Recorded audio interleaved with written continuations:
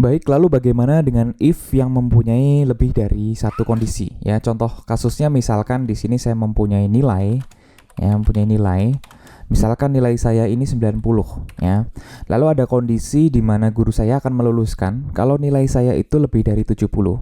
Ya, kalau tidak lebih dari 70, ya, atau kurang dari 70, saya tidak lulus, ya. Akan saya buat programnya, ya. Di sini misalkan jika nilai saya itu lebih dari 70, ya, lebih dari sama dengan mungkin ya, lebih dari sama dengan 70, jadi 70 masih lulus, ya. Di sini saya akan outputkan selamat kamu lulus, ya. Lalu jika tidak maka ya saya tidak lulus. Nah, di sini ada sintaks baru, ya. Di sini ada sintaks baru yaitu else, ya, else. Nah, ini berarti ya jika nilai yang ini itu true, ya, atau benar, maka dia akan masuk ke blok yang ini, ya, ke blok yang dari kurung kurawal buka sampai kurung kurawal tutup ini, ya. Namun jika salah, kalau dalam video sebelumnya kan jika salah kita langsung selesai gitu ya programnya. Nah, kalau yang ini jika salah maka kita masih akan pergi ke satu blok lagi, ya, yaitu blok yang ini, ya, yang else ini. Ya, ketika kita jalankan, ya, pasti keluarnya adalah selamat kamu lulus, ya. Kalau misalkan nilai saya ternyata 60,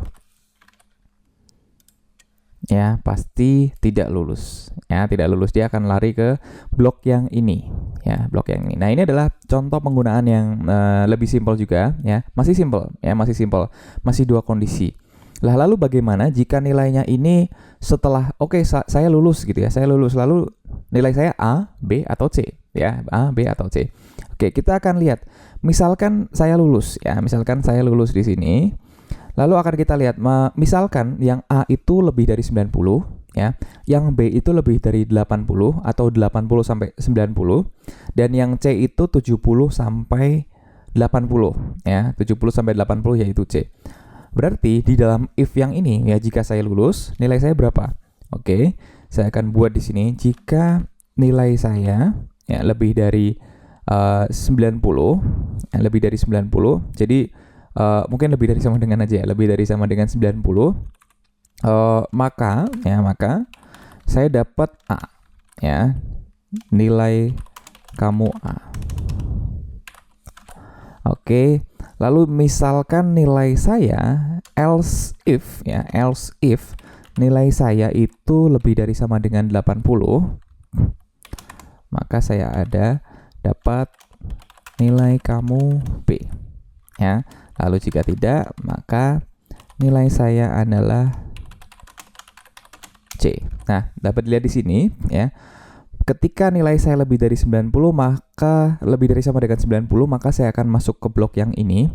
Lalu jika tidak lebih dari sama dengan 90, berarti ini posisinya sudah kurang dari 90, ya. Lalu di sini kita filter lagi.